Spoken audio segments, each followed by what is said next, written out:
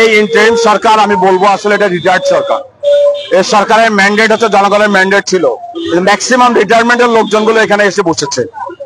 এখানে সুন্দর সমাধান ছিল নাঙ্গলকোটকে একটি স্বতন্ত্র আসন দেয়া।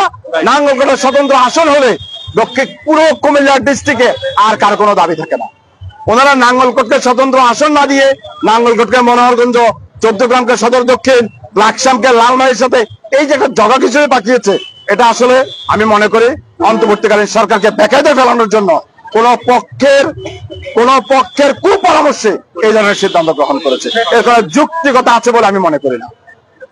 আমার একটা প্রশ্ন ছিল, আমাদের লাকসাম তো জেলা হওয়ার কথা অনেকদিন থেকেই আমরা শুনে আসছি এবং এটা যৌক্তিক একটা দাবি, কোন কারণে জেলার বাস্তবায়ন হচ্ছে না বলে আপনি মনে করেন? লাকসাম জেলা ঘোষণা করা হচ্ছে না।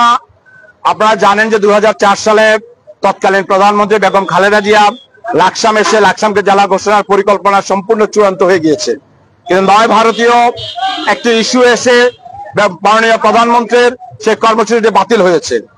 এরপর থেকে যে সরকার এসেছে তাদের জন্য সবচেয়ে সহজ ছিল, কিন্তু যেহেতু ঘোষণাটি বেগম খালেদা জিয়ার মাধ্যমে আসার কথা ছিল, সেই ধরনের পরশ্রীকাতরতার কারণে পরবর্তী সরকার এবং পরবর্তী নেতৃবৃন্দ লাকসামকে জেলা ঘোষণার কোনো প্রস্তাবনা কিংবা কোনো সিদ্ধান্ত তারা গ্রহণ করেনি। কিন্তু লাকসাম জেলা না হওয়ার পিছনে কোনো যুক্তিকতা নাই।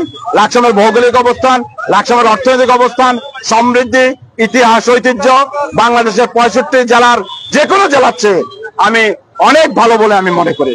অন্তর্বর্তীকালীন সরকার কি জেলা বাস্তবায়ন করতে পারবে বলে আপনি আশা করছেন? অন্তর্বর্তীকালীন সরকার শুধু জেলাখানা বিভাগ বাস্তবায়নের উদ্যোগ গ্রহণ করেছে। ইতিমধ্যে কুমিল্লা বিভাগ বাস্তবায়নের ফাইল প্রায় পাস হয়ে গিয়েছে। বিভাগ যেখানে বাস্তবায়ন করতে পারে, জেলা তো তাদের জন্য ট্রিপলিং ইস্যু, এটা খুবই ক্ষুদ্র ইস্যু।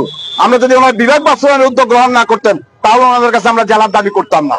ওনারা বিভাগ বাস্তবায়নের উদ্যোগ গ্রহণ করেছেন, ঘোষণাও দিয়েছেন বাস্তবায়ন করবেন, জেলা বাস্তবায়ন ওনাদের জন্য অত্যন্ত সহজ বিষয় বলে আমি মনে করি। আমাদের শেষ প্রশ্ন, যদি আজকের এই আন্দোলনের পর তাদের জন্য না নড়ে তাহলে আপনাদের পরবর্তী কার্যক্রম কি হবে? আমরা ইনশাআল্লাহ আজকের আন্দোলনের পর আমাদের পরবর্তী কর্মসূচি হচ্ছে নির্বাচন কমিশনের কাছে আমরা দরখাস্ত দেব, আমরা খোলা চিঠি দেব, আমরা ঢাকায় প্রোগ্রাম করব, আমরা প্রয়োজনে আইনি ব্যবস্থা নেব।